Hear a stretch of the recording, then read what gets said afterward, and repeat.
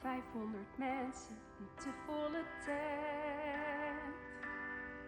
Polonaise en iedereen loopt Polonaise. Er is niemand die ik niet ken. De tap is geopend, we hebben genoeg. En een feest is toch echt niet compleet zonder ons in onze favoriete kroeg. Het is bijna 3:30. Hoe lang blijven we nog hier?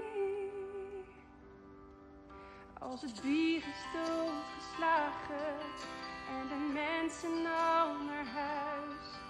De muziek gestopt met draaien en de lichten langzaam uit. Liever weer dan toch nog even het laatste rondje hier dicht. Als de wereld stopt met rijden, rijdt alles dove tegen mij.